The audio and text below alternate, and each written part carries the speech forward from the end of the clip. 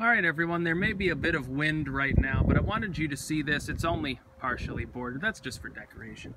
This is going to be a flower garden where the magnolia tree used to be. It got infected with some sort of scale. Rather than try to save it because it was an older plant, just chop it down. The root system will just end up compost, basically. This is going to have a mix of flowers. This bed, which there was a bed there last year where the soil is slightly darker. Here I've expanded it. This has also a flower mix. And if you go over here, I'm seeing CBS News update on Cosby. Yes, by the way, Bill Cosby has been found guilty on 3 counts. We'll see what sentence he gets. This is a bed full of milk thistle seeds. Those are 3-year-old seeds, so I don't know how many will come up, but there will be some milk thistles in here. They're one of my favorite flowers. It's just they're spiky and they tend to take over surrounding areas. This is another flower mix right next to the composter, actually. This is about 10 by 10. This is a massive amount of flowers. This has a sunny garden sort of mix in it. These are just flower mixes mostly. And then this little area here has a little bit of that was left over, plus some marigolds. And that's for flowers. But then we gotta go to vegetables. This has been planted, actually. I don't even need labels for it. But this has Brussels sprouts on this end. This end has about 3 feet of Brussels sprout rows.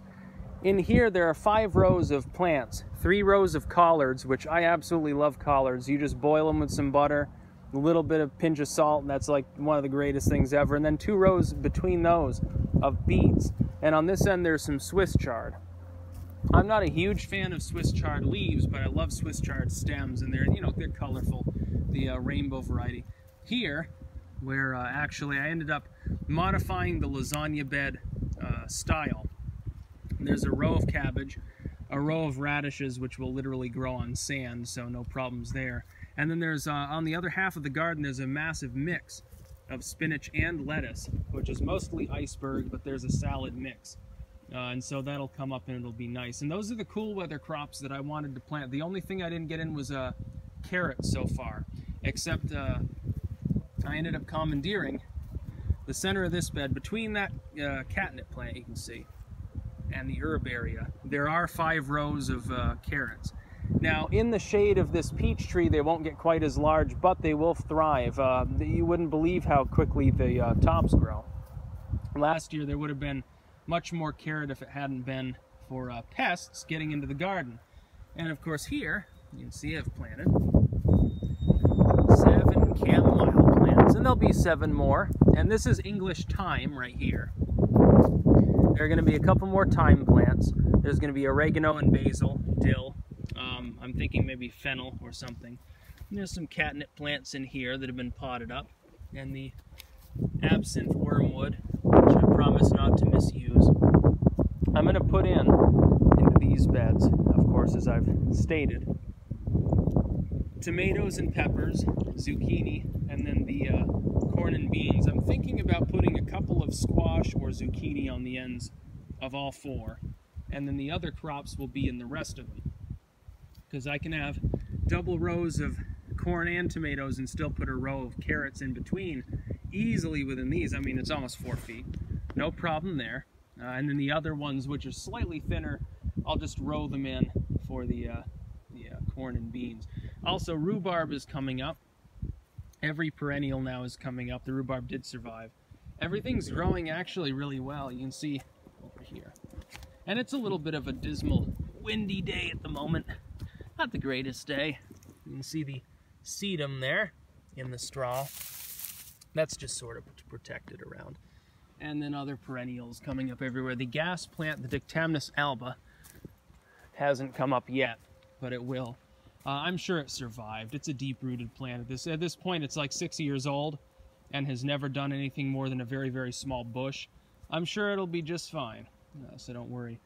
But yes, with this lasagna garden, I decided to do something slightly experimental, which is I actually went through and munched it up with my hands, and some of the stuff came to the surface. I just threw it in the compost pile. The rest of it I kept in the soil mainly for tilth. That is, I want the structure of the soil to be preserved more, because the things that are being grown in here, they need to be spaced out more anyway. Like, how many cabbages do you think you can get in a single row here? I measured it, probably 14. Radish is not so picky. And then the lettuce and spinach, if it's more sparse and it's in nice dirt and kept wet, it should be fine. But again, next year, oh yeah, 2 more things to see. This is a poppy that's growing outside of this bed. Yeah, so I'm gonna have to do something about that. And I think this is actually a hollyhock. I'm not 100% sure because it just barely sprouted, but I think so. Again, next year, this is all gonna be made into beds. And that steel sheeting that used to be on a DIY style, interesting story, a DIY style shed for wood that collapsed. And this part fell off, and we just wrenched it off and basically used the siding for other things. This is going to be moved. All that underneath will be fallow. So I'll reinvigorate that soil with probably some cow shit. And I'll turn that into a Nicotiana bed. I mean a big-ass Nicotiana bed. I want twice as many flowers this year as last. Probably 3 times as many. Like this, I'm considering tilling all this up with the maul. I'm using a different hoeing technique now. Something that's like more like fuck you mode instead of hey, I'll be gentle with you mode. It's really fun though. You can pound it a foot into the soil and no problem. And then yeah, it's gonna be great.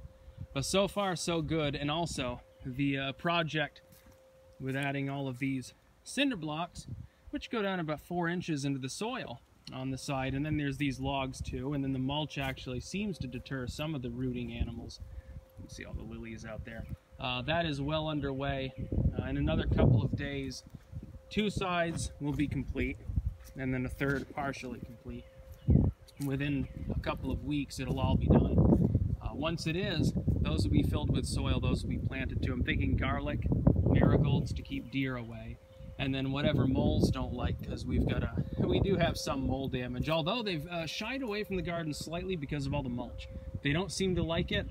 So more power to this Scott's Red mulch, which by the way, it is not chemically treated and is not made with processed lumber. Some people tried to tell me that it had arsenic in it or something.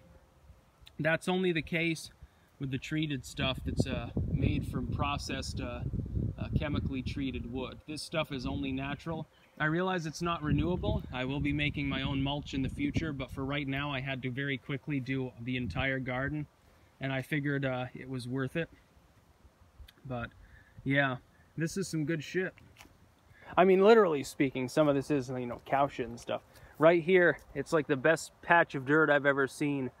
It's a mix of biochar infused soil, peat moss, leaf compost, cow shit, straw. It's perfect. It's better than anything I've ever worked with before, so I'll be very disappointed if it doesn't yield very large collard plants, because I want collards. I'm tired of not having enough of them. I can't wait to plant like chamomile in there, and there are about a dozen more chamomile plants to move. That's about all. Peace out.